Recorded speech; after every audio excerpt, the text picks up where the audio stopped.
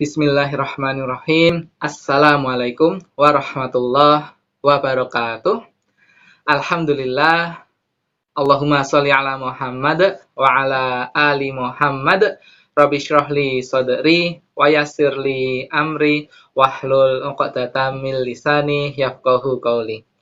Ahlan wa sahlan. Selamat datang anak-anak semua, santri-santri yang Ustadz Rizky sayangi dan Ustadz Rizky banggakan, yang dimuliakan Allah Subhanahu wa Ta'ala. Alhamdulillah, hari ini hari yang pertama di bulan Ramadan kita bisa mendengarkan kisah bersama-sama. Insya Allah pada kesempatan kali ini Ustadz Rizky akan menyampaikan kisah pendek tentang seseorang yang bersabar, yang memiliki keteguhan hati ketika ujian menimpa. Hari ini di bulan Ramadan, kita juga sama. Kita bersabar atas puasa yang kita lakukan. Mungkin kita merasa lapar, merasa haus. Akan tetapi ketika kita dengan ikhlas menjalani puasa, insya Allah nanti kita akan menjadi orang-orang yang bertakwa. Bukankah Allah Subhanahu wa Ta'ala sudah menyapa kita, kan? Hai orang-orang yang beriman, diwajibkan kepada kalian untuk berpuasa. Baik, kisah kali ini anak-anak, yaitu kisah tentang Nabi Ayub alaihi salam. Nabi Ayub, Allah menyebutkan di dalam Al-Quran 4 kali kisah tentang Nabi Ayub. Nabi Ayub Allah utus di daerah Syams. Syams itu kalau sekarang ya dekat ini anak-anak, dekat Laut Hitam tapi agak ke utara ya daerah Palestina. Tapi Palestina zaman dulu besar anak-anak. Kalau sekarang kecil ya, di dekat Damaskus. Nah, nanti coba dicari di dekat peta. Nabi Ayub alaihi salam adalah orang yang kaya, memiliki anak yang banyak, dan memiliki perkebunan yang luas. Pada zaman itu kurang lebih tahun 1500 sebelum Masehi. Jadi sebelum Masehi, kalau sekarang tahun 2021 setelah Masehi. Jadi mundur 3500 tahun yang lalu.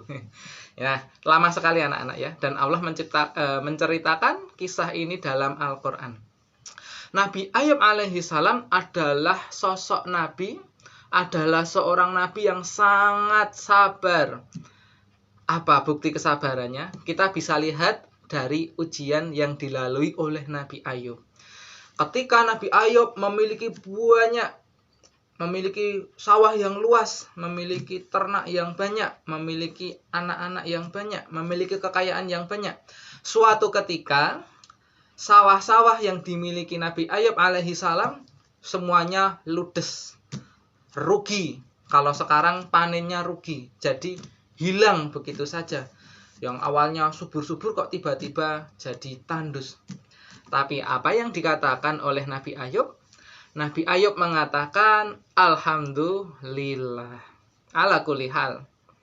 Masih tetap bersyukur kepada Allah Subhanahu wa Ta'ala. Alhamdulillah masih bisa hidup. Alhamdulillah masih memiliki keluarga. Walaupun sawahnya ludes, habis, tidak apa-apa. Alhamdulillah.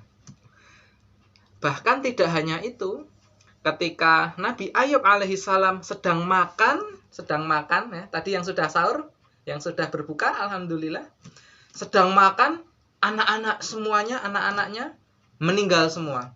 Padahal anak-anaknya Nabi Ayub itu jumlahnya 12 anak. Semuanya meninggal. Sedihkah Nabi Ayub?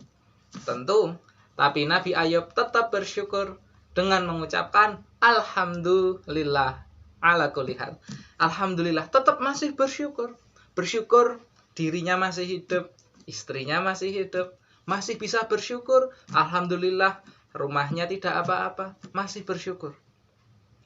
Bahkan tidak hanya itu, tadi diuji dengan sawahnya yang ludes, anak-anaknya meninggal dunia. Yang terakhir, Nabi Ayub alaihi salam diberikan ujian, yaitu sakit. sakit tubuhnya, sakit kulitnya. Pernah lihat ini ya, orang yang sakit kulit, anak-anak ya. Sakit kulit seperti mungkin kalau sekarang seperti kusta. Jadi kulitnya itu mohon maaf bau karena sudah membusuk kulitnya. Jadi seperti penyakit kusta. Itu ya Allah berat sekali itu. Ketika dia sakit, seluruh anggota badannya sakit kecuali dua yang tidak sakit, yaitu lidah dan hati. Karena lidah dan hati milik Nabi Ayub alaihissalam selalu digunakan untuk berzikir, untuk menyebut nama Allah yang Maha Pengasih dan Maha Penyayang. Seluruh tubuhnya sakit.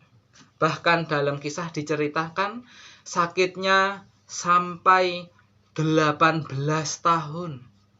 Sakit selama 18 tahun. Tidak bisa kemana-mana, hanya bisa berdiam diri karena kalau jalan sakit. Siapa yang membantu Nabi Ayub? Yang membantu adalah istrinya. Lalu orang-orang berada di mana? Orang-orang dusun, orang-orang di masyarakat berada di mana? Orang-orang meninggalkan Nabi Ayub karena bau yang tidak sedap. Warga mengusir Nabi Ayub alaihissalam. Ya Allah, kasihan sekali. Sudah sawahnya hancur, anak-anaknya meninggal, sekarang sakit, malah diusir sama warganya. Bahkan Nabi Ayub diusir dari desanya dan diminta tinggal di pinggir desa, di dekat tempat sampah. Na'udzubillahi min dzalik, kasihan sekali Nabi Ayub alaihissalam. Tetapi Nabi Ayub tetap bersabar. Bahkan saudara-saudaranya Nabi Ayub, kerabat-kerabatnya Nabi Ayub juga meninggalkan Nabi Ayub. Nabi Ayub ditinggal sendiri, hanya hidup bersama istrinya. Nah, anak-anak yang dimuliakan Allah Subhanahu wa taala, karena Nabi Ayub sakitnya lama, maka Nabi Ayub tidak bisa mencari nafkah, tidak bisa mencari makanan. Maka istrinya yang baik hati membantu Nabi Ayub alaihi salam. Istrinya membantu dengan cara bekerja, membantu orang lain.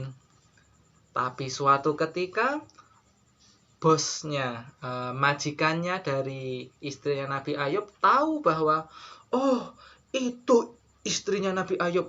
Wah, aku nggak mau mempekerjakan dia. Sudah cukup. Akhirnya istrinya Nabi Ayub yang tadi bisa bekerja, sekarang juga tidak bisa bekerja. Lalu bagaimana makannya kalau begitu? Nah, suatu ketika istrinya Nabi Ayub menjual rambutnya. Jadi istrinya Nabi Ayub itu panjang rambutnya, lalu dijual sama dirinya, dijual ke orang kaya, ke salah satu anak kepala suku. Nah, Ustadz lanjutkan yang tadi istrinya Nabi Ayub menjual rambutnya. Nah, maka akhirnya kasihan sekali istrinya Nabi Ayub rambutnya pelontos, sehingga Nabi Ayub, ya Allah sedih banget Nabi Ayub. Lalu Nabi Ayub mengeluarkan sebuah kalimat, nanti aku pukul lo nanti 100 kali. Tapi akhirnya anak-anak yang dimuliakan Allah Subhanahu wa taala, Allah memberikan kesembuhan kepada Nabi Ayub. Allah memunculkan air dari rumahnya Nabi Ayub. Allah Subhanahu wa taala berfirman, memberikan perintah kepada Nabi Ayub, wahai Ayub, injaklah tanah di kakimu itu, injaklah tanah dengan kakimu, nanti akan keluar air. Lalu Nabi Ayub menginjakkan kakinya dan keluarlah air dari tempat yang diinjak tadi, dari dalam kamar. Ini udah selesai anak-anak kisahnya. Jadi keluar air, lalu dipakai untuk mandi dan dipakai untuk minum. Akhirnya Nabi Ayub alaihissalam sembuh ya. Jadi untuk memenuhi sumpahnya Nabi Ayub alaihissalam yang tadi mau mukul istrinya 100 kali karena sedih melihat istrinya menjual rambut, maka Allah Subhanahu wa taala memberikan pertolongan dengan cara, wahai Nabi Ayub, ambillah 100 batang rumput yang tipis-tipis itu, lalu satukanlah jadi satu, lalu pukullah dengan pelan. pluk gitu. Akhirnya nggak kerasa sakit. Nah, itulah kasih sayang Allah kepada Nabi Ayub alaihissalam yang mengucapkan sumpah, tetapi Nabi Ayub belum bisa memenuhi. Makanya Allah Subhanahu wa taala meringankan sumpah yang Nabi Ayub ucapkan. Ya, itu salah satu bentuk kasih sayang Allah kepada kita. Hikmahnya anak-anak ya, yang pertama adalah kita harus bersabar atas ujian yang diterima. Apapun itu nggak masalah, yang penting kita tetap beribadah pada Allah, tetap sabar. Dulu Ustadz Rizky juga pernah sakit kurang lebih 2 tahun, sakit kulit juga, tapi dulu waktu itu yang sakit Ustadz kepalanya Ustadz ya. Jadi kepalanya sakit kulit, gatal banget, nggak sulit untuk berpikir karena menyerang seluruh kepala dan wajah juga, kurang lebih 2 tahun, tapi alhamdulillah Allah memberikan kesembuhan juga. Ya sekarang Ustadz sudah sehat, sakitnya sudah 4 tahun yang lalu. Nah, itu saja anak-anak yang bisa Ustadz Rizky sampaikan. Mohon maaf belum bisa maksimal seperti biasa. Ustadz berdoa semoga anak-anak bisa memanfaatkan waktu di bulan Ramadan ini dengan kegiatan yang baik, dengan banyak-banyak mengaji Al-Quran. Karena kalau kita baca Quran, pahalanya banyak. 1 huruf dapat 2 pahala, apalagi di bulan Ramadan dilipat gandakan lagi. Mungkin 1 huruf bisa 10 pahala. Berapa huruf itu yang kita baca kalau kita baca Quran ya.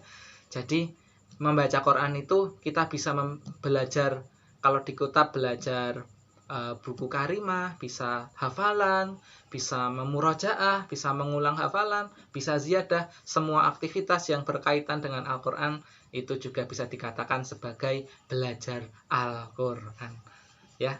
Bahkan belajar bahasa Arab juga termasuk ya. Ya, nakhtimu hadhil majlisina bi qiraatil hamdalah. Alhamdulillahirabbil alamin. Kita tutup dengan kafaratul majlis. Subhanakallahumma wa bihamdika asyhadu alla ilaha illa anta astaghfiruka wa atubu ilaik. Baik, ada yang bertanya tadi ya, tapi sudah kita tutup. Ustaz tutup dulu, nanti Ustaz jawab pertanyaannya. Assalamualaikum warahmatullahi wabarakatuh. Oke, ini sudah selesai anak-anak, tapi Ustadz ingin menjawab pertanyaan tadi. Ada yang tanya, Nabi Ayub itu nabi yang keberapa? Ya, kita coba ini anak-anak ya, kita buat syairnya. Adam, Idris, Nuh, Hud, Solih, Ibrahim, Lut, Ismail, Ishak, Yakub, Yusuf, Syuaib, Nabi Ayub. Nah, urutan ke-13. Jadi Nabi urutan ke-13 yang wajib kita imani ya. Kalau nabinya ada banyak, ada 125.000 nabi, tetapi dari 25 nabi yang akan kita pelajari urutan ke-13.